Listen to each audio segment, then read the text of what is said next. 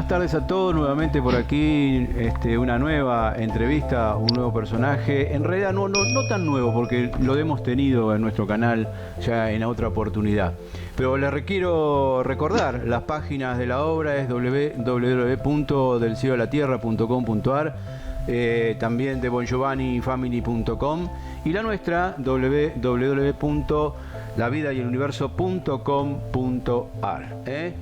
Y un nuevo personaje, pero para una entrevista juntos, ¿no, Rubén? Sí, como verán, el cielo lo toca todo, ¿no? Y lo transforma todo. En este caso tenemos como invitado a Jorge Almendras, un gran periodista de nuestro país hermano Uruguay, y nos va a hablar dentro de su historia de vida, de su experiencia dentro del campo periodístico, pero también en paralelo su experiencia espiritual. Lo místico, exactamente. Ahora lo vamos a presentar y bueno, como siempre, gracias a todos los que nos siguen, gracias a los que se suscribieron. No dejen de suscribirse, den me gusta porque es importantísimo para nuestro canal, para que nos ayude a poder estar más top 10 en el canal de YouTube.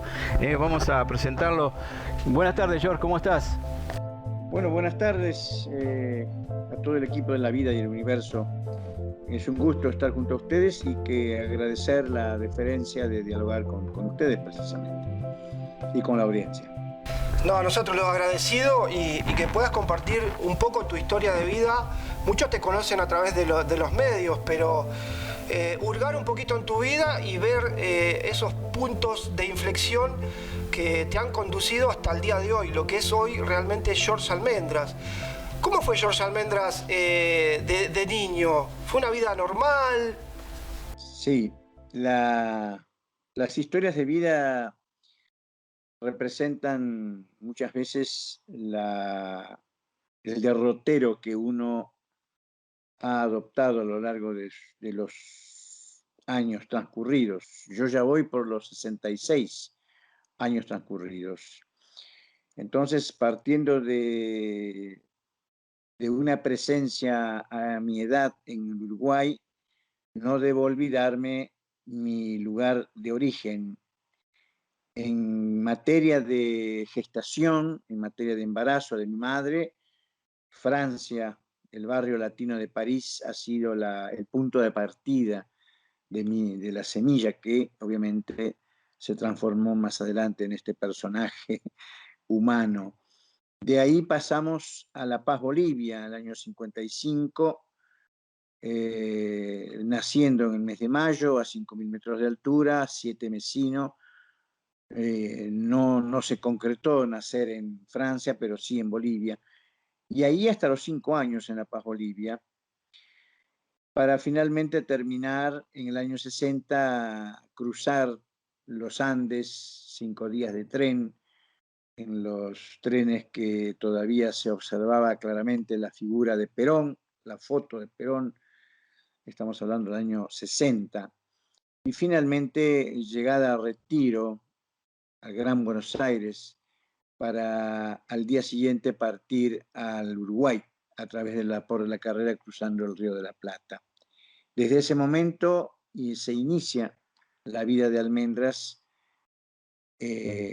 su vida infantil, su vida de adolescente, de joven y de hombre maduro, adulto, siempre en el Uruguay radicado, aunque por coyuntura profesional y periodística felizmente me otorgó la posibilidad, no por mis dineros propiamente, sino por profesionalidad, por participar, por ser parte de diarios o de actividades periodísticas de medios de comunicación, de conocer el mundo, conocer la Antártida, conocer el mundo prácticamente en toda su extensión, en su gran mayoría. Faltan países por conocer, pero me puedo considerar una persona afortunada. Gran parte de esos viajes los hice con Giorgio Bongiovanni, como a partir del año 90 que llega al Uruguay, 12 de octubre del 90, y gran parte de esos viajes fueron para escribir un libro oportunamente que se conoció en el año 90 y pico, Humanidad donde vas, y luego, obviamente, desarrollar mi carrera profesional en televisión y en diario como periodista policial, cronista policial, crónica roja, crónica judicial, los hechos policiales, los hechos de la condición humana negativos que me permitían ver de cerca y de primera mano a qué grados de extremo de violencia podemos llegar nosotros los seres humanos. Pero también en paralelo, y quiero destacarlo en paralelo, muy en paralelo, desarrollaba también mi actividad espiritual, lo que significa que no está reñido la materia con el espíritu, sino al contrario es saberlo coordinar, armonizar, y allí se fue transformando mi vida equilibradamente, porque quizás si no hubiera tenido la espiritualidad como segunda o como misma paralela actividad, seguramente hubiera desembocado en una vida superficial, una vida de dinero, de hacer dinero, una máquina de hacer dinero, pero ese no fue mi objetivo. Soy un trabajador de la prensa, no un poderoso de la prensa, a pesar de que felizmente por trabajar en la prensa libre, ahora que me desvinculé de Canal 4 después de trabajar más de 20 años, ser figura estelar, figura cotidiana de la prensa televisiva uruguaya, me transformé en un periodista de Antimafia 2000, director de la filial sudamericana de Antimafia, obviamente con la felicidad de trabajar en forma libre para transmitir los hechos mundiales a la audiencia. Ahora vamos a tocar despacito esos temas que son interesantes porque son fundamentalmente algo, digamos, muy bueno que lo desarrollemos porque dentro de lo que es la entrevista es importantísimo, ¿no? Igual ya vemos que había un designio ya divino que desde pequeño, ya antes de nacer, ya iba a ser un trotamundos. Eso estaba... Estaba destinado, estaba destinado. Contanos cómo fue la decisión de ser periodista, porque eso tendría que haber sido algo que nació, por qué nació, digamos, ¿no? A veces uno no pretende nacer, mejor dicho, a veces uno no pretende la profesión, es la profesión la que lo atrapa a uno. Uno quiere atrapar determinadas actividades y las actividades terminan atrapándolo y arrinconándolo. En realidad, soy un hombre de letras, no soy un hombre de ciencia, no soy un hombre de dominio de la materia en cuanto soy una persona negada absolutamente en las cosas domésticas, de la electricidad, la sanitaria, la construcción, el dibujo, o sea, la expresión plástica, artística, a través de las manos. Ya ahí está delineándose un hombre de letras que le gusta la historia, la filosofía, escribir desde muy chiquito y la lectura. Comprendamos la audiencia sabrá comprender que estamos hablando con una persona de una generación en la que el Internet, en la que las redes sociales y los mecanismos cibernéticos digitales no existían. Entonces, mi actividad cibernética digital de los tiempos modernos no era ni más ni menos que la lectura. Desde muy niño mi casa estaba sembrada de libros, porque mis padres eran educadores, docentes, universitarios docentes, me crié en ese ambiente, y eran los libros. Como hoy en día quizás un papá tiene cantidades digitales, equipos digitales, discos duros, equipos Play, bueno, yo era la inversa. Entonces, a partir de esa época, de ese tiempo, se fue definiendo, delineando la actividad periodística, transformándome también en un hombre, en un joven preocupado por los temas sociales de la época. Yo viví mi juventud en los años 60 y 70, años muy cruciales para América Latina y para el mundo, donde habían constantes revoluciones sociales y culturales. La revolución cubana marcó su tiempo en los jóvenes de esa generación cheguevarista, una generación de movimientos guerrilleros tanto en Argentina como en Uruguay y en América Latina, y lamentablemente también el desarrollo de la contrapartida que fue la represión a raíz del Plan Cóndor, monitoreado obviamente desde los Estados Unidos. Entonces, obviamente, el periodismo no fue mi primera actividad que abracé, fue el teatro. Hice teatro durante un tiempo y a raíz del teatro mis primeros artículos eran de crítica teatral y de ahí gradualmente entré a buscar dónde trabajar en teatro. Dejé, o sea, estudiaba mis actividades de liceo, naturalmente, pero mi búsqueda era el periodismo y un día llegué a una revista en el interior del país y luego a una revista en Montevideo, una revista Noticias, y posteriormente se dio entrar en un diario que se llamaba Últimas Noticias, un diario de los años 80, y en paralelo en el 89 cumplí la idea de cualquier periodista de poder trabajar en dos medios diferentes, dos lenguajes diferentes, televisión y diario. Son dos mecanismos diferentes, operativas diferentes, y la coyuntura profesional se me dio de esa forma y pasé a formar parte del equipo de Telenoche 4 en Cronista Policial durante más de 20 años. Y en Últimas Noticias, como periodista de prensa, 15 años, pero después dejé de lado esa faceta. Pero así nace el periodismo. Un periodismo circunscripto, obviamente, a una época de postdictadura. En tiempos de dictadura era un estudiante revoltoso en las calles, era un estudiante que era convencido de las luchas sociales y las luchas revolucionarias que había que adoptar, y por fortuna, no sé si por fortuna, voy a ser sincero, estuve a un pelo de ingresar en un movimiento guerrillero en los años 70, pero evidentemente los caminos eran otros. Si bien orillé esos caminos con riesgos, porque pertenecía al grupo de estudiantes del liceo de los ataques de las, habían en Montevideo ataques de las bandas derechistas de extrema derecha, entraban con armas de fuego y cadenas a los liceos, viví toda esa época de persecuciones y de represiones. Pero si bien quería integrar en aquel momento el MLN, el Movimiento de Liberación Nacional Tupamaros, me orillé en grupos que estaban apoyando al MLN, pero el destino me marcó otra situación y ya al entrar a trabajar en periodismo y al salir ya del periodo del MLN que estaba en actividad, años 72, 73, y sobrevenir la dictadura, se definió mi profesión periodística en un medio, y quiero destacarlo muy bien, en medios de extrema derecha, no en medios de izquierda.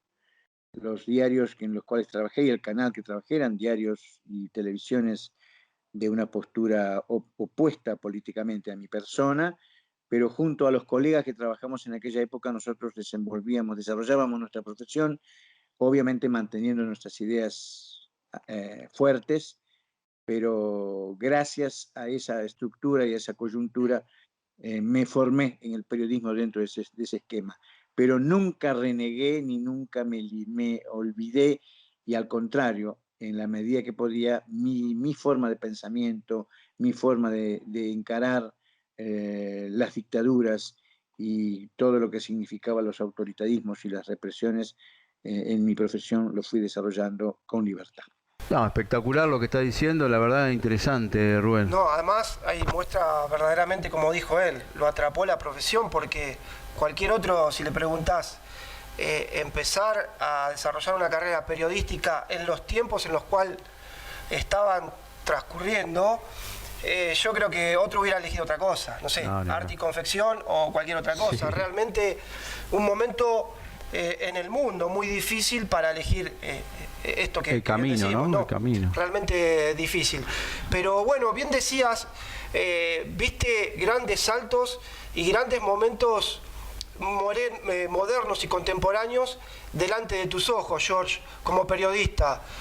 Como decías bien, el Plan Cóndor y otros sucesos modernos. Ahora, la pregunta es, ¿en qué momento? Porque vos podrías haber seguido estando en tu comodidad, lo que uno espera, como bien decías vos, como periodista, ya había llegado, estar en los medios, televisión, te podrías haber quedado en la comodidad. ¿Hay alguna señal, un llamado? ¿Qué es lo que te saca o te despierta hacia lo espiritual?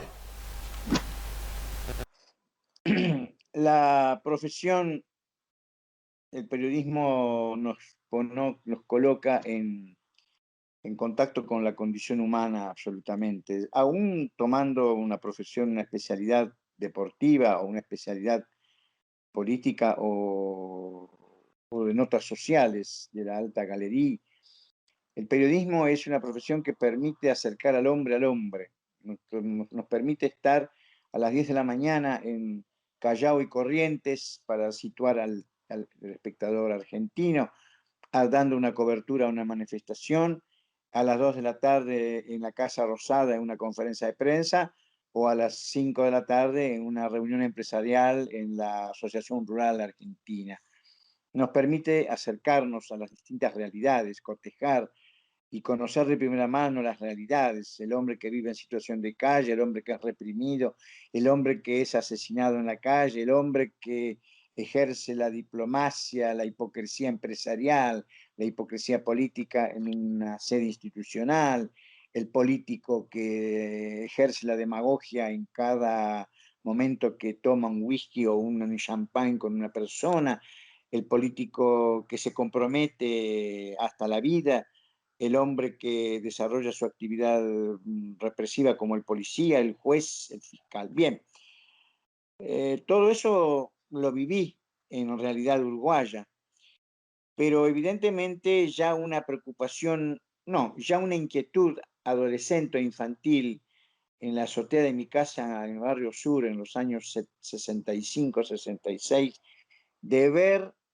el cielo constantemente porque entendía que no estábamos solos en el universo, y un argentino que se llamaba Nicolás Pipo Mancera, que tenía un excelente programa en Argentina, Sábados Circulares de Mancera, en la época de política muy compleja en Argentina, donde estaba el Lanús, me recuerdo, pero también Nicolás Mancera hablaba de la realidad extraterrestre mostrando un ser capturado en el año 47 por el FBI, y mostraban esas fotos y hablaban de ovnis, de la presencia extraterrestre. Ahí ya mi inquietud por la presencia extraterrestre estaba flotando en el aire. Y más adelante continué desarrollando esas curiosidades, y un buen día, en el año 77, 78, entro en la Biblioteca Nacional buscando materiales vinculados a la realidad política en la Biblioteca Nacional del Uruguay, sobre la avenida 18 de Julio, y encuentro en los archivos de prensa, en un diario enorme, la gran foto de Eugenio Siragusa, y decía el embajador de los extraterrestres, años 77, 76. Ahí se continúa de alguna forma dando consistencia a esa necesidad, y poco a poco en los años subsiguientes tomo contacto con un libro, Victorino del Pozo, escritor español, que habla precisamente, hay 3 libros sobre Eugenio Siragusa, y allí había una dirección que marcaba que había que comunicarse en Nicolosi, en Catania, para conocer los mensajes de Eugenio Siragusa. Pues con un grupo de amigos hicimos ese contacto, y con un grupo de amigos entramos en la obra espiritual de Eugenio Siragusa, entramos en la obra espiritual de Giorgio Bon Giovanni, porque ya vienen los estigmas del 2 de septiembre del 89 de Giorgio Bon Giovanni, y yo estaba en pleno apogeo en el Uruguay de mi fama, de mi popularidad, tanto en diario como en televisión y en radio,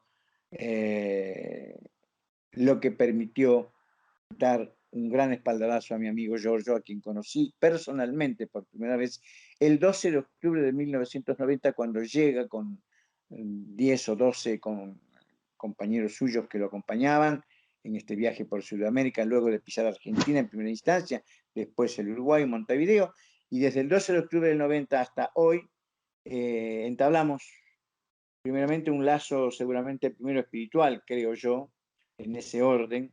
Después creo que vino el humano, y allí me transformé en uno de sus operadores. Debo agradecer al cielo, porque con él, como lo decía al comienzo, inmediatamente a los 2 años de haberlo conocido, con el cometido de escribir un libro sobre su obra y su actividad, lo acompañé por lugares que nunca imaginaba: África, Rusia, obviamente América Latina, México, Italia. Y a Eugenio lo conocí personalmente en 2 oportunidades. Entonces, ahí arranca, ahí se desarrolla, ahí se mece la parte espiritual de mi persona y de mi ser. Interesantísimo. me hizo acordar una entrevista que hiciste a Eugenio, George, y realmente me sale esta pregunta. Vos lo conociste. Contanos cómo era él, porque nosotros que no lo conocimos, porque tenemos la intriga, ¿no es cierto? ¿Cómo era como persona? ¿Era como así, como firme, así como se ve en la imagen? ¿Era muy poderoso? Era un hombre de una estatura más alta que mi persona, yo soy bajo, un hombre que se imponía con la mirada y con su presencia, pero al mismo tiempo despertaba, mejor dicho, destilaba ternura en sus ojos, en su andar, en su presencia. Y en un diálogo tete a tete, frontal, frente a frente, su mirada era profundísima, pero sus ojos impartían afecto, cariño y severidad, disciplina y sabiduría. Eugenio era un hombre de unos 70 años en aquel momento, 60 y pico, 70, y para mí, como para muchos de esa generación, incluido Giorgio, que era el hijo espiritual predilecto, Giorgio tenía un amor indescriptible a su figura y con tanto amor él presentaba a sus amigos que los llevaba a Eugenio y decía, te presento a esta persona que es mi amigo, es quien me ayuda en América Latina, fulano de tal, Jorge Almendas en Uruguay. Giorgio demostraba siempre un afecto enorme presentando a sus amigos a Eugenio, porque obviamente Eugenio era su padre espiritual y era también mi maestro, era nuestro maestro. En esa entrevista que tú debes haber visto y está también descrita en el libro Humanidad de Vaz, lloré, porque en determinado momento Eugenio me mira a los ojos y me habla con una profundidad que verdaderamente me horadó mi alma y me hizo entender cuál era la misión que podíamos tener, tanto yo como otros, obviamente. Pero era un hombre humanamente muy carismático y que sí, de hecho estoy de acuerdo, ustedes se deben estar preguntando, sí, conocerlo fue una gracia del cielo. Son personas que si uno las tiene en teoría, realmente a uno lo motivan de una forma tremenda y lo impactan. Imagínense cuando uno lo tiene, lo abraza, lo besa y es atendido por él o mirado y observado y dialoga con él. Realmente son personajes de difícil descripción y de difícil transmitir a veces la energía que ellos mismos portan. Así era Eugenio. Y así después de su fallecimiento, cuando fuimos con Giorgio Bon Giovanni a ver, posterior a su fallecimiento, nosotros estábamos en Uruguay en ese momento, obviamente demoramos unos días en llegar a Italia. Para nosotros, me imagino para Giorgio, que fue su padre espiritual, entrar al cementerio en Nicolosi y llegar a donde están sepultados sus restos, fue impactante, pero un impacto diferente, porque nosotros entendemos que la muerte no existe. Eugenio está presente en cada uno de nosotros y obviamente en la obra de Giorgio Bon Giovanni, porque él delega la obra suya a Giorgio y ahí empieza ya la otra historia. Interesantísimo. No, muy emotivo. Te agradezco compartirlo con nosotros. La emoción traspasa vuela, viajó a través de internet. Te agradezco por compartirlo. Y sí, lo que decís, se ve hasta el día de hoy y Giorgio demuestra ese amor como hijo espiritual, sí, ¿no? Sí, sin duda. Y él creo que lo representa siempre, o lo nombra siempre, a Eugenio en cada momento que tiene una conferencia, una charla a veces personal entre nosotros, le dice papá Eugenio, él lo nombraba como papá, y porque era su padre espiritual, ¿no? Su papá, realmente, ¿no? Sí, él era su mentor, digamos, Sí, ¿no? y uno de los que lo preparó cuando todavía Giorgio no sabía lo que le deparaba el futuro, Exacto. que lo preparó para soportar lo que en el futuro, bueno, que venía, realmente no lo que quisiera yo padecer, ¿no? No, George, volviendo un poco dentro, en un momento te encontrás lidiando con dos realidades, o sea, tenías un plato lleno de verdades que se derramaba y estabas entre tu vocación y lo espiritual. Entre ese ida y vuelta, de pasar, de saltar, imaginemos una línea imaginaria, saltabas de un lado al otro. Cuando volvías a tu vocación y a desarrollar el periodismo, ¿tuviste algún percance, alguna censura? ¿Te dijeron no hables de esto? La censura es una palabra muy gruesa, es una palabra muy penetrante, porque la censura es un acto nefasto. Debo decir y debo confesar que en mi desarrollo de periodístico en Montevideo, en Uruguay, en los años 80, en los años 90, 2000, no había limitaciones para no hablar sobre Giorgio. En mi carrera siempre hablé de Giorgio, de la espiritualidad de Eugenio, de la presencia de las naves, de que no estábamos solos en el universo. Y congeniaba perfectamente porque en este país pequeño, no estamos hablando de Argentina, con una extensión territorial enorme, con 40, 30, 50 millones de habitantes. Uruguay, ustedes lo saben, tiene 3 millones de habitantes, 3 millones y medio. Fue 3 millones y medio y sigue siendo hoy. Entonces, la convivencia montevideana, ciudadana, comulgábamos perfectamente que en el desarrollo de mi actividad periodística me encontraba en la vía pública persiguiendo, mejor dicho, dando cobertura a un operativo policial donde hay riesgos, hay tiroteos, y hay enfrentamiento, y hay violencia, y hay tensión, y en las mismas calles me encontraba con personas que en medio de esos riesgos y de esas tensiones me preguntaban cuándo venía Giorgio, me preguntaban de la realidad extraterrestre, y yo les decía, hagamos un paréntesis, le doy mi teléfono, me llama, pero yo tengo que seguir con la cobertura policial. Bien, anécdota. Pero no había en los medios de comunicación de Montevideo ningún tipo de censura para hablar de lo espiritual. Y hoy en día, después de ya transcurrir unos cuantos años, en las calles montevideanas, estamos hablando del año 2021, Giorgio Bon Giovanni va por las calles, junto con Almendras por las calles de Montevideo, y ambos somos figuras públicas, porque no hay persona que no se acerque de acá a 5 o 10 cuadras, en un almacén, en una plaza, en un shopping, en un comercio, en un aeropuerto. Ah, usted es Bon Giovanni, usted es Almendras, ¿cuándo va a venir? O sea, Bon Giovanni pasó a ser en Uruguay una figura pública como lo es Almendras. Y cuando yo estoy solo me preguntan enseguida por Giorgio y también por mi carrera policial. ¿Por qué no está más en televisión? Giorgio, ¿cuándo va a venir? Giorgio por acá, Giorgio por allá. Giorgio va caminando solo por las calles.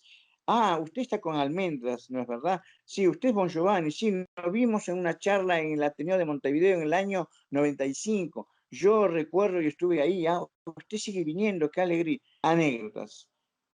Pero la prensa uruguaya siempre abrió las puertas a Giorgio y las censuras no fueron por ese lado. Las censuras, por las presiones periodísticas, fueron por razones vinculadas a la operatividad del mundo de la información policial, de la información en general, pero no por la parte espiritual.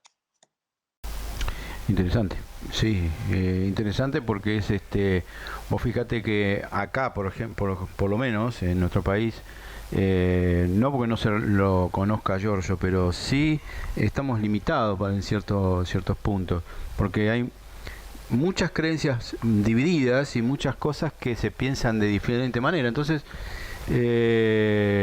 vos fíjate, bueno, más allá de porque son 3 millones los uruguayos, ¿no? 3 millones y medio, pero más allá de eso, igual yo creo que la mentalidad del uruguayo está totalmente más abierta que el argentino, me parece a mí, ¿no? Sí, Mirándolo de ese punto. Yo percibo lo mismo, sí. Además que, bueno, en Uruguay yo no lo veo distante, Uruguay, siempre lo considero tanto Normal. a Uruguay que parte de Argentina, Argentina parte de Uruguay. Yo los veo como uno, pero sí lo que decís coincido, que tiene una apertura distinta el uruguayo. Y sobre todo porque yo lo veo a Uruguay, nosotros acá tenemos centros muy místicos, muy energéticos, pero bueno, ahí nos contará George para algún, distraído que no conozca lo que es el tema Aurora. Ahí es un lugar impresionante. La estancia La Aurora es uno de los puntos del territorio uruguayo cercanos al río Uruguay, en el departamento de Paysandú y Salto, donde se han registrado acontecimientos de la presencia extraterrestre en los años 60, en los años 60, 70, incluso en plena dictadura militar, en el año 73. En la estancia La Aurora de la familia Tona, que hoy en día está herméticamente cerrada al público, no quiere la familia Tona no quiere acceder, no quiere dar acceso al público en general. Antes, en los años 50, 60, 70, 80, 90, había una apertura. La estancia La Aurora es un lugar donde se han registrado avistamientos, donde hay una estatua, una imagen bellísima de Padre Pío. Sabemos bien que Padre Pío, la historia de Padre Pío es muy profunda, un estigmatizado con su gran historial de hombres de sensibilidades cósmicas, porque él hablaba de la presencia extraterrestre, cuando hablaba en mi casa hay muchas moradas. En sí, hay una serie de vinculaciones del Padre Pío con la presencia extraterrestre. Y la más tangible es que allí en La Aurora, las personas que van a ver a la estatua de Padre Pío van a orar, van a hacer ofrendas, aparecen en ese territorio y allí se han registrado situaciones. Y allí estuvo Giorgio Bon Giovanni en el año 94, si no me falla la memoria, cuando tiene los estigmas, el estigma en la cruz, en la frente, un estigma que tiene en el hotel de Salto, precisamente después de haber estado la noche anterior. Vimos una nave en la estancia La Aurora, un grupo de 30, 40 personas, la mayoría hermanos de las arcas de Montevideo, del interior del Uruguay y algunos de Argentina. Había un piloto también de aviación civil y allí se produce obviamente una nueva señal de Giorgio. En concreto, entonces, la estancia La Aurora sí es un punto considerado para los místicos, para los que hablan de la presencia extraterrestre. Está dentro de un mapa de necesidad de estar allí, pero hoy por hoy, 2021, he estado hace pocos años allí en La Aurora, hay un hermetismo absoluto, el dueño ya fallecido también, el señor Tona, que tuvo el avistamiento, tuvo un gran material. En los años 80 yo llegué a observar, cuando fui por primera vez, antes de conocer a Giorgio inclusive, había huellas en el campo, en el terreno, de las naves, que dejaban las tres patas en el territorio, en el terreno, en la superficie, en la tierra, en los árboles, y en un árbol que estaba prácticamente de alguna forma petrificado en la estancia de La Aurora, en ese terreno, al que también visitó el astronauta Armstrong, oportunamente con personal de la NASA, algo que quedó en la duda, pero me consta y quiero dar fe, esa visita se concretó, a pesar de que hay algunas personas que dicen que no se concretó. Entonces la estancia de La Aurora es un punto de inflexión muy importante. Bueno, hablaste de algo interesantísimo. Bueno, la pregunta que le hiciste con Aurora es fundamental para aquellos que son fanáticos del tema ufológico y es una entrada, por lo que dicen, intraterrena al Dorado, ¿no? Que eso lo hemos hablado en alguna otra oportunidad. Pero puntualmente vos hablaste recién que tuviste un avistamiento ahí o algo. Contanos si puede ser tu experiencia personal con eso. La experiencia personal con Giorgio Bon Giovanni fue la más fuerte porque estábamos todos agrupados en la entrada de la estancia. Habíamos estado en horas diurnas, conocíamos el terreno. A nuestras espaldas hay una capilla de Padre Pío, una gruta. Enfrente, prácticamente a unos 200 metros, 150 metros, hay la entrada a la estancia de la Aurora. Y no hay a la distancia otro elemento visible más que campos, bosques y una carretera distante. En horas de la noche regresamos a ese mismo lugar porque Giorgio nos comunicó que él presentía que iba a registrarse un episodio de avistamiento o un acontecimiento. Éramos 20 y pico personas, uruguayos, argentinos y también el piloto de aviación civil. En determinado momento, mirando, oteando, como decimos románticamente, mirando al horizonte, mirando el cielo, advertimos todos la presencia de una luz, de una luminosidad, una esfera luminosa, y aclaremos que en ese momento, que ya habíamos conocido el terreno en horas diurnas, era imposible que ese objeto fuese un auto, un avión, algo totalmente convencional. No, no era nada convencional. El piloto allí presente, Santos de apellido, nos confirmó que obviamente ellos están preparados para una observación del espacio que nosotros no estamos. Hizo las comparaciones in situ y dijo, yo he sobrevolado esto en la avioneta, pero nosotros fuimos en avión con Giorgio hasta ese lugar, al departamento de Salto, en una avioneta, un avión Cessna. Entonces él dice, yo conozco este terreno, no hay ninguna, ni siquiera hay una torre que pueda decir, bueno, hay una luz, no, era una nave, la nave que precedió al estigma en la frente en el Hotel de Salto al día siguiente precisamente. Esa experiencia entonces de alguna forma marcó en mí una ratificación. Yo no era un hombre desesperado de ver naves, confieso, no soy un hombre que me desespero, porque para mí es un hecho natural. Para mí es un hecho natural porque tengo que desesperarme. Ya sé que existen, ya sé que están allí, están con nosotros, entre nosotros. Ya sé que tienen una infraestructura de sus naves que es muchísimo superior que nosotros. Entonces, no es mi preocupación personal. Pero me tocó en suerte ver esa nave allí en ese año 94 por allí. Pero años después, en ese mismo lugar, con mi hijo, Giorgito y Erika, y un camarógrafo que habíamos ido a hacer un informe, pero estamos hablando casi 25 años después, estábamos filmando, haciendo yo un report en ese mismo lugar y vimos un objeto luminoso a plena luz del día, un mediodía. Entonces, en mí se dieron esas situaciones. Después lo que observé, cuando la gente me pregunta, como ustedes, colegas que me preguntan, ¿usted, Almendras, vio naves? Sí, vi en aquella oportunidad, pero lo que tuve la oportunidad de conocer, contactados como Eugenio, como Giorgio, y pilotos, astronautas, militares, que contactados, que conocieron y vieron y filmaron naves. Y ellos son verdaderamente a veces testimonios quizás mucho más impactantes que el observar una nave. Y no hay argentino y no hay uruguayo, y muchísimos hay, verdaderamente muchos. Y ustedes que son casi 30 millones de habitantes, proporcionalmente debe ser mayor la cantidad. Y nosotros, que somos 3 millones, también proporcionalmente es una gran cantidad.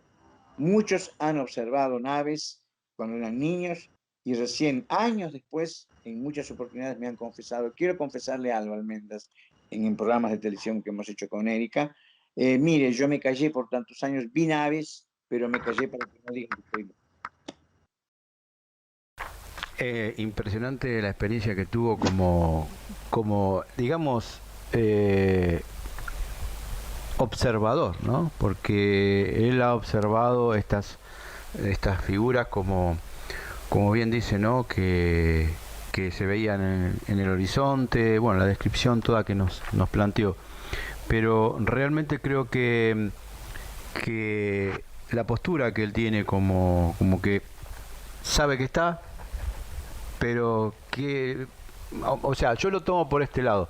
Sabe que está, pero está al lado de alguien acompañando que yo creo que la representación en la tierra de esa persona, estamos hablando de Giorgio, creo que es mucho más elevado, creo que una nave. Es la sensación que yo sentí al escucharte, ¿no, Giorgio? Puede ser que peque de arrogancia por la coyuntura en la cual me encuentro. Es decir, para mí es un hecho natural porque durante años viajé con Giorgio a congresos donde conocí a grandes conferencistas, a contactados, investigadores del tema ufológico.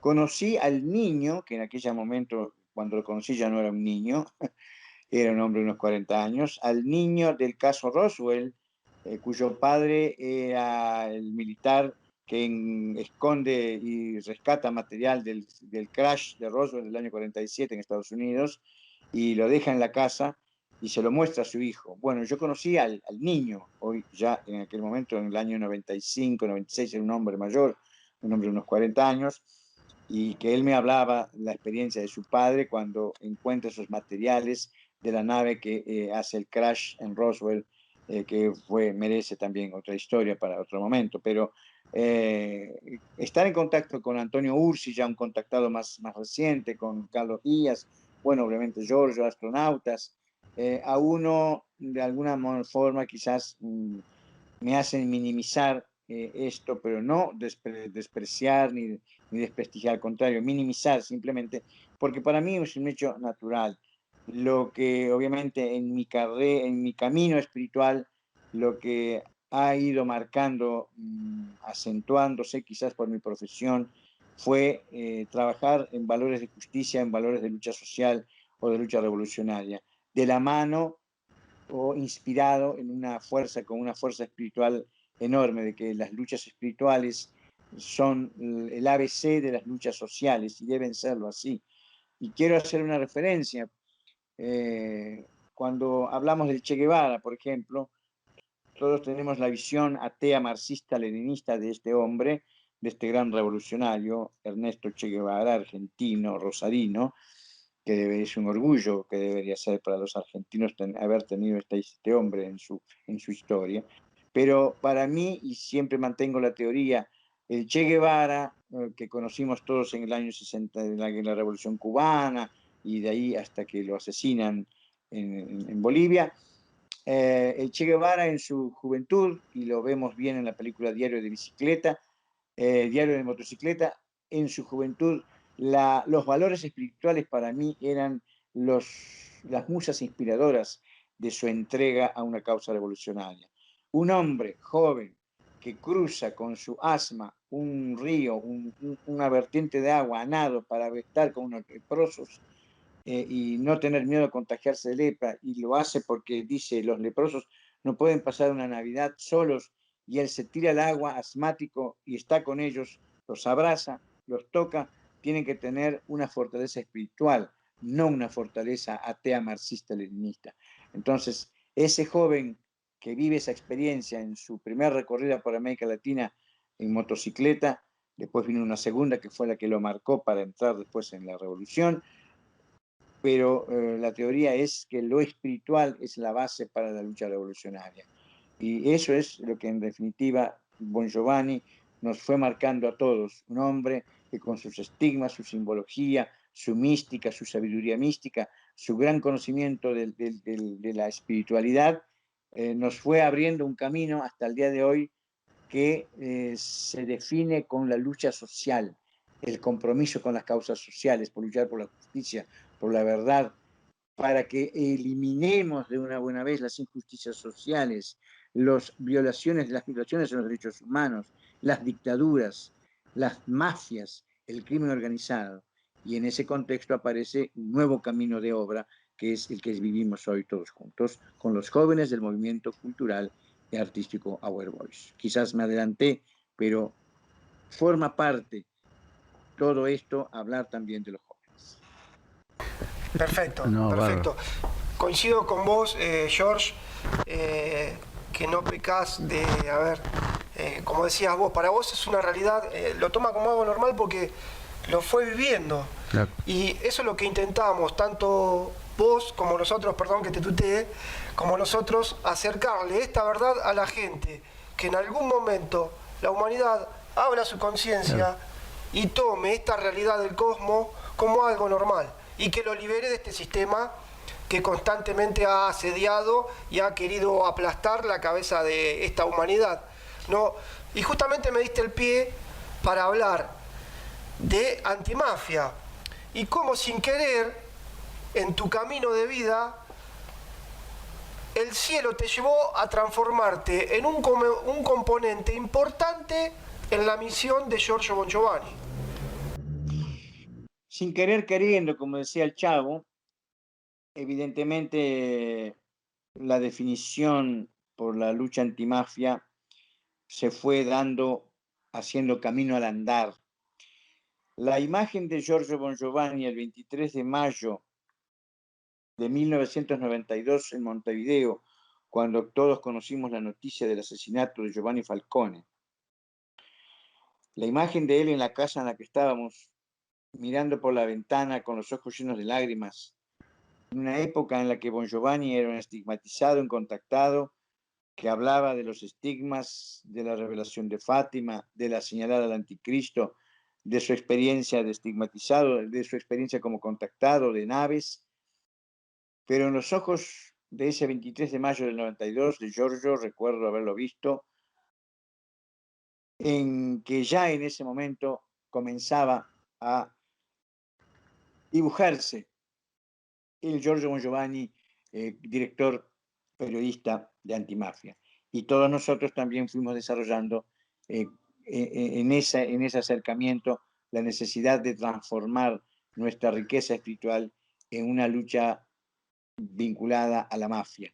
La mafia en el sentido de que es una de las grandes cabezas del anticristo, porque precisamente si el tercer secreto de Fátima habla de que tenemos que señalar al anticristo y la misión de Giorgio básica, primigenia, en el 2 de septiembre del 89, es la de señalar al anticristo. Señalar al anticristo significa estar en primera línea de combate denunciando al anticristo. Y el anticristo es todo el sistema criminal integrado mafioso que hoy en día está dominando, no Italia, ya es un chiste hablar de Italia, el mundo entero. Entonces, ahí comienza Bon Giovanni y ahí, años después, Almendras, por su, irónicamente o no por casualidad, cronista policial a cronista antimafia es prácticamente un paso o medio paso, y entonces se empieza a definir o a delinear mi trabajo como periodista antimafia junto a un Bon Giovanni que se transforma en un director y un periodista reconocido en Palermo, en Sicilia y en el mundo, no solamente como místico, no solamente como estigmatizado, no solamente como contactado, sino ahora como periodista especializado en crónica judicial, hablando de que la antimafia tiene que ser la cabeza de nuestra lucha, tiene que ser la bandera, el mascarón de proa de nuestra obra espiritual, y yo diría nuestra obra espiritual social. Eduardo Galeano, escritor uruguayo que lo conocen todos, decía: los hombres son sentipensantes, sentimiento y pensamiento. Los hombres son espiritualidad y compromiso social. Tenemos que hacer ese paralelismo. De nada sirve hablar de naves, de nada sirve hablar de espiritualidad si me olvido de las injusticias sociales que están a la vuelta de la esquina de mi casa. De nada sirve hacer la espiritualidad y ver naves y entender de naves o ser un contactado, como decía Giorgio, si los contactados que conocen esa realidad más allá de la atmósfera y del planeta Tierra no dicen que tenemos que hacer un cambio en la sociedad. Porque los primeros antimafiosos, los primeros en hacer lucha antimafia, evidentemente son los seres de otro planeta, que nos imponen a nosotros, nos enseñan valores que en esta sociedad no los conocemos. Ellos nos están enseñando a practicar la justicia. Son los primeros periodistas antimafia, verdaderamente, mucho antes que nosotros. Declaraciones, fue publicado en estos días nomás, Luis Elizondo, este ex agente de inteligencia, declaró, no solo confirmando la existencia de estos objetos volantes, sino que hay un común denominador de estas naves como constantemente custodiando barcos nucleares, represas nucleares, reactores nucleares, como que están interesando, constantemente custodiando la energía nuclear, ¿no? Y esto tiene que ver muy de lleno con parte central del mensaje iniciado por Eugenio Siracusa y continuado hoy con el legado de Giorgio Bongiovanni, ese mensaje en contra de la energía nuclear. ¿Qué nos podés decir, George? En los últimos 5 años o 3 años se ha hecho mediática la información de que la CIA, y poquísimo tiempo también, la CIA ha liberado información sobre la presencia extraterrestre. Pero quiero rogar a la audiencia que aplique el sentido común. Los puntos de poder, los poderosos, que siempre van a buscar su comodidad y siempre van a buscar que no se les rompan los negocios humanos y aceptar que hay otras civilizaciones con una ciencia con conciencia, civilizaciones en donde no existe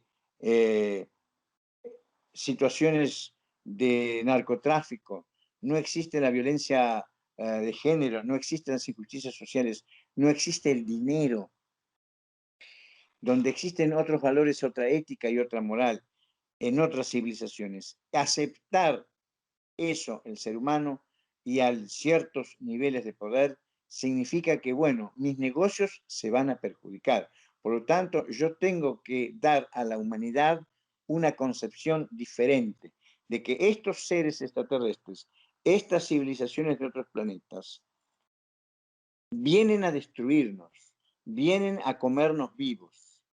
Y sí, existen. Entonces, mostremos que existen, pero mostremos que existen para comernos, para ser nuestros enemigos. Entonces, mezclemos la verdad con la mentira. La famosa película Independence Day, hace muchos años, estreno mundial, y todo el mundo miraba y mirábamos ese film. En esa, donde las resumidas cuentas el presidente era un pelele, era un muñeco, que en realidad los que gobernaban eran otros poderes por abajo del presidente de los Estados Unidos, como es hasta el día de hoy, porque ninguno de los presidentes son los gobernantes, ni Biden, ni Trump, ni otros que le precedieron, ni ninguno de los gobernantes, ni Alberto Fernández, ni Luis Lacalle Pou, ni todos los gobernantes del mundo, ni Macron, no. Hay otro poder subterráneo que es el que los domina a ellos, que son títeres. Esos títeres tienen que en algún momento mostrar la verdad. Sí, existe, la CIA ahora hace bombos y platillos a través de los medios de comunicación, y los medios de comunicación también forman parte del poder porque distorsionan la realidad, distorsionan verdades, manipulan las masas a gusto y forma y manera. Entonces, ahora decimos a todos que sí existen naves, existen seres extraterrestres, punto. Pero no les hablamos de los valores de estos extraterrestres, no hablamos de la ética y de que le han enseñado a lo largo de todos los contactados desde tiempos de la Edad Media o tiempos bíblicos hasta el día de hoy, lo que han enseñado. Mostramos las máquinas, hay luces, sí, hay naves, hay autos Volkswagen, Mercedes-Benz, hay BMW, hay autos, pero no mostramos a los ocupantes. Confirmamos oficialmente que existen naves, pero no mostramos, ni hablamos, ni queremos entrar en que ya hay un contacto masivo que está en puerta, que hay contactados, no personas que sacan fotos, todos podemos sacar fotos. Muchos oyentes y televidentes de ustedes seguramente tendrán alguna foto en la Rambla Costanera de Mar del Plata, en la Rambla Costanera de Buenos Aires, en cualquier lugar donde hay los cerros de Córdoba, en los grandes cerros de Córdoba donde hay muchos avistamientos, han sacado fotos. Ya no es el tiempo de la foto de las naves, es el tiempo de que esos seres que están en las naves, es conocer a quienes tripulan las naves, nos están advirtiendo, nos han advertido cosas, y ahora va a haber un contacto masivo en cualquier momento. ¿Para qué? ¿Para devorarnos? No, para hacer ese encuentro, para trabajar en forma conjunta en el sentido de que van a presentarse a nosotros y nosotros tenemos que tener la amplitud para recibirlos con paz en pacificación. Pero los poderosos no van a pensar lo mismo que ustedes dos o nosotros o los televidentes, que tenemos que hablar en paz y buscar una solución a este deterioro de la humanidad, porque también el planeta está en riesgo del resto de destrozarse, de romper el planeta.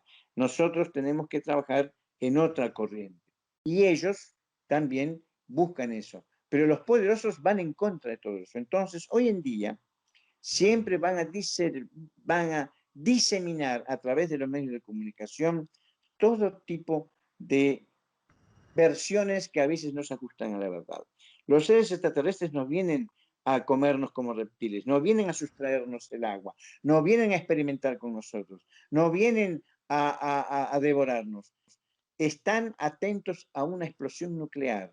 Nosotros somos un niño de 3 años que tiene una pistola 9 milímetros en sus manos, como mono con revólver.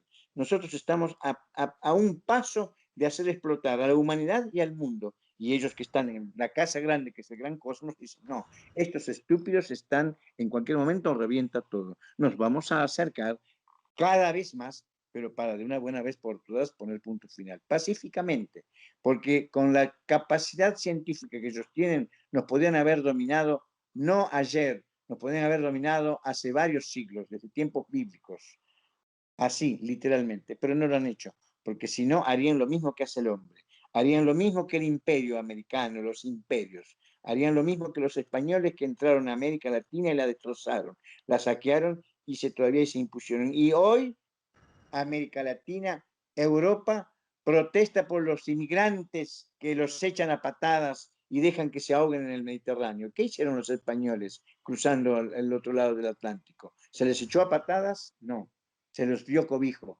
Pero antes nos dominaron a sable y mano en el nombre de la cruz y de Cristo y de la Iglesia Católica, hicieron destrozos. Hay mucho para hablar, evidentemente. Disculpen que yo me excedo. No, hay muchísimo. Es otro capítulo que vamos a tener pendiente contigo, me parece. Me encanta, no nos da el rollo, porque yo lo dejo hablar, es hermoso. Te agradezco clase de historia, de lo espiritual, te agradezco, George, y por compartir tu historia también. Lo que decís coincido plenamente, o sea, estos seres si no hubieran querido hacer dominar o desaparecer, ya no estaríamos. Sin duda. La evidencia está, bueno, el famoso caso de las momias de Nazca, esta investigación llevada a cargo por Jaime Maussan, el periodista mexicano, comprobado que son momias extraterrestres, o sea, los seres estuvieron conviviendo con la humanidad y no desaparecimos. Después, está también aquel recordado mensaje en el 74 enviado por Carl Sagan y otro científico que no voy a recordar, mensaje que fue respondido en Arecibo, en Puerto Rico, en el año 2001, donde estos seres advierten de la conducta humana, pero que todavía podemos salvarnos. Entonces, la verdad está ahí, solamente tenemos que salir a buscar. Y a la gente, sáquenselo de la cabeza. Y como bien describías vos, George, que estos seres vienen a comernos, los que describen esto son los mismos que dominan este planeta por ahora. Se están describiendo ellos mismos. No quiero ser apocalíptico, pero evidentemente estamos viviendo ya tiempos apocalípticos. Literalmente, la mejor forma de expresarlo es con la pandemia que está en pleno curso y en plena vigencia en nuestro mundo, no en nuestro país, en el mundo entero. Es un signo apocalíptico que nos lo estamos comiendo todos. ¿Pero qué es un signo apocalíptico? ¿Una manipulación del hombre? No. Es literalmente una respuesta de la naturaleza a lo que es la humanidad. ¿Un castigo divino? Seguramente que es un castigo divino y así lo interpreto porque soy creyente. No es que Putin se sentó con el presidente chino y con Trump y dijeron vamos a crear esta pandemia. No. Es la naturaleza que se sentó y dijo hasta acá llegamos. Ahora, que después el ser humano, llámese mafia, llámese multinacionales, llámese gobiernos, llámese dictadores, que en el nombre de la pandemia están reprimiendo a diestra y siniestra, con chicos desaparecidos como Facundo Castro en la Argentina y otros más, que el hombre haya sacado provecho de eso, eso es propio del ser humano. No me extraña. A río revuelto, ganancia de pescadores. Y los pescadores son los seres humanos, la humanidad, que tienen en este momento una capacidad destructiva alarmante. Pero ahora el castigo divino sobrevino, la naturaleza sobrevino.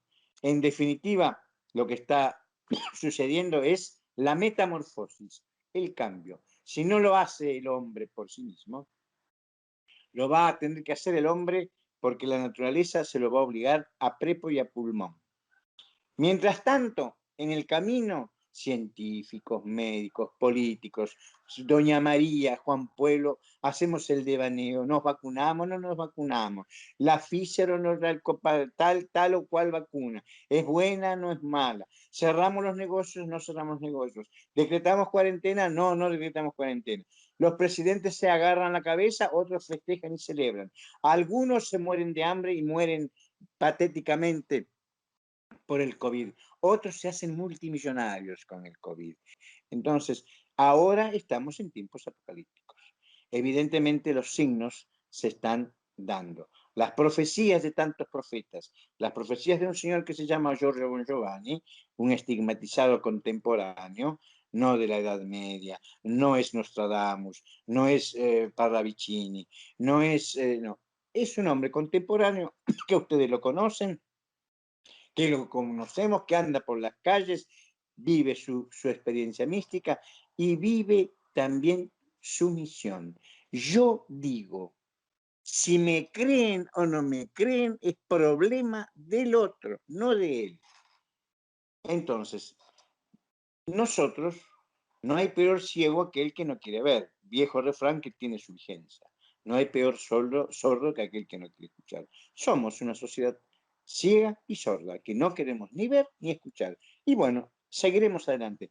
Y hablando, quiero retrotraer, cuando Eugenio Siragusa hablaba y me decía eso precisamente. Los grandes profetas, y Dios ha hablado a través de sus profetas, a través de sus enviados y de sus mensajeros. Y Eugenio se calentaba y decía, yo lo digo, me creen, no me creen, no es mi problema.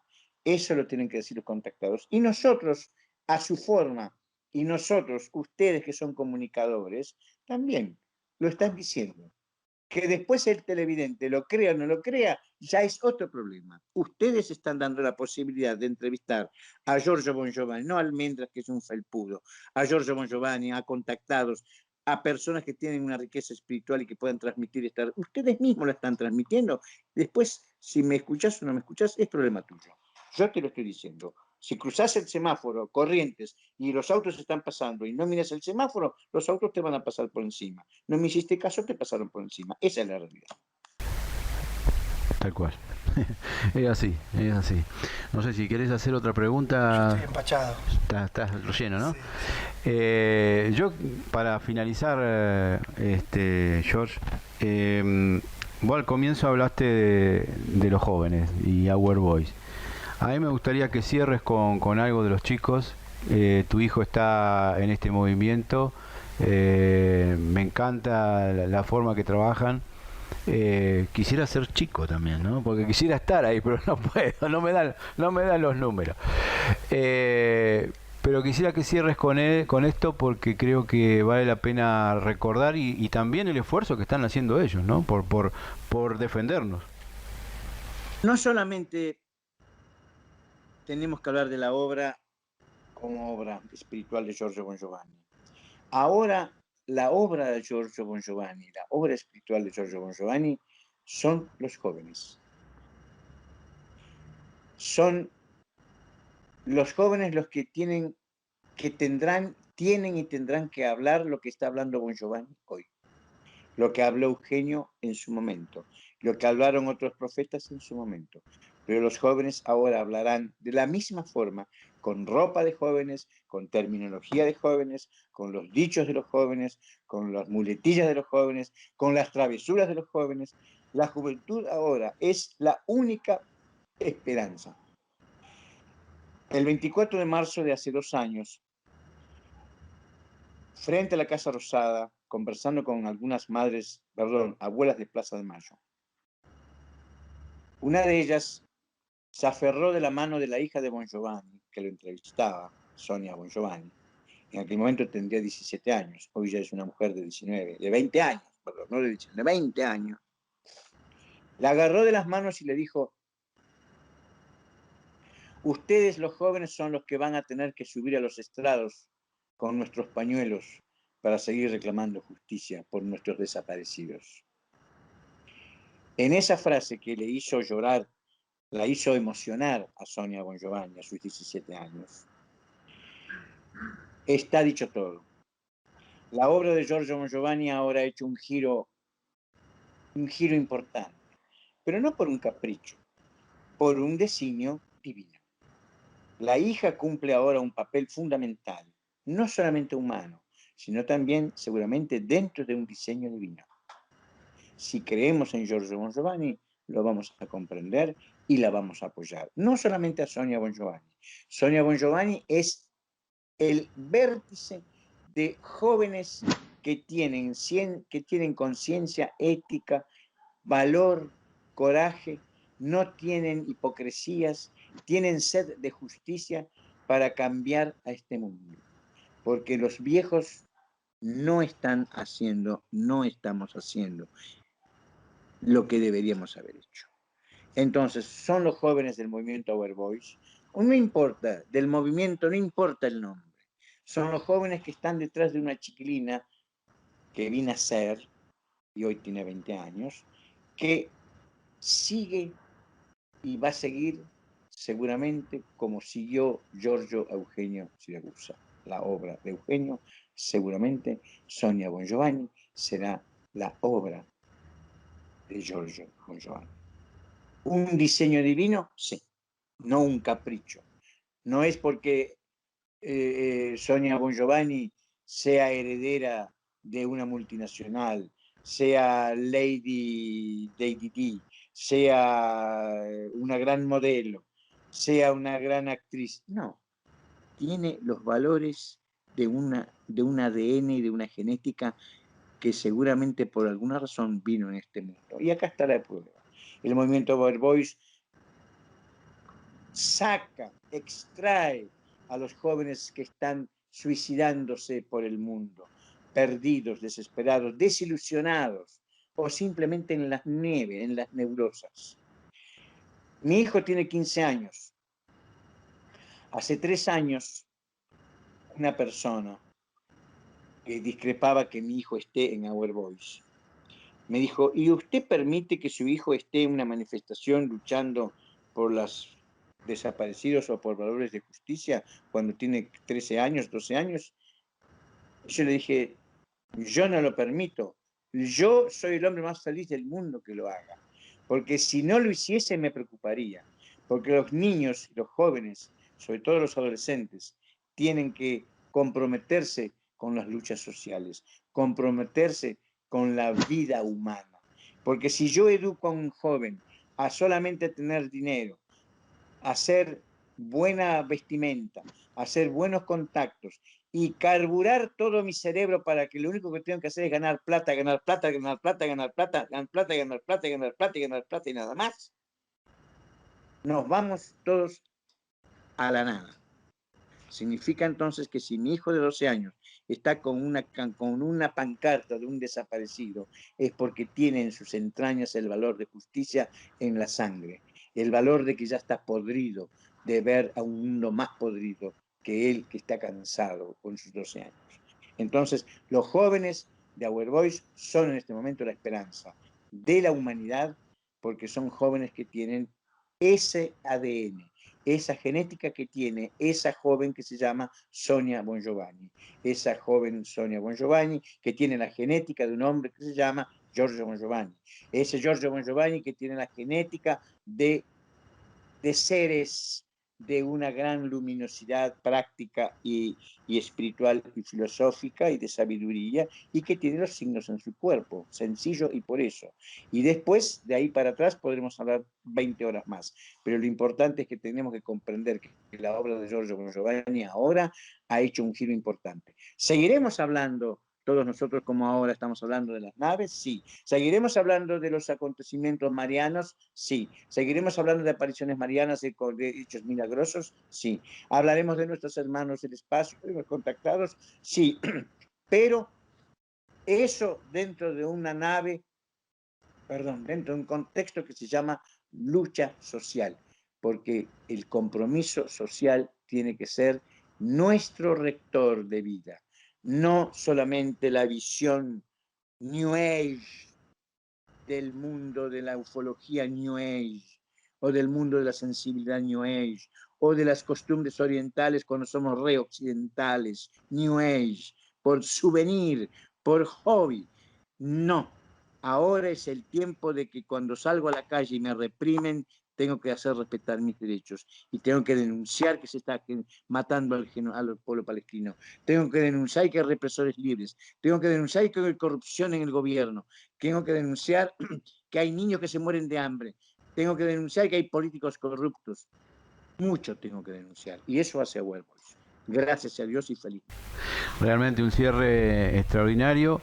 Te vamos a convocar en una oportunidad para hablar de todo, como lo hemos hecho ahora, porque eso es un libro abierto y tenés una experiencia de vida muy importante. Y bueno, desde ya, gracias, George, por estar. Sí, lo mismo. Gracias por tu tiempo dispensado y sabemos que tenés una agenda también cargada, haciendo distintas tareas. Te agradezco de corazón y un abrazo grande. Gracias a ustedes. La comunicación es otra de las herramientas para hacer justicia y ustedes son un instrumento. Así que gracias por estar ustedes. Gracias, George. Bueno, y agradecer a todos los que nos siguen. Recuerden que seguimos en nuestro canal a través de nuestro canal de YouTube, de Facebook, Instagram, loveotv.com. Estamos en todos lados, estamos en muchas plataformas, así que no tienen excusa de buscarnos y estar ahí. Así que les agradecemos. Bueno, gracias por estar de nuevo. Como decía Fabián al comienzo, un like nos da posibilidad de que las publicaciones salgan adelante y más gente pueda ver nuestro material. Así que gracias por estar de nuevo y un abrazo grande a todos. Gracias y hasta la próxima.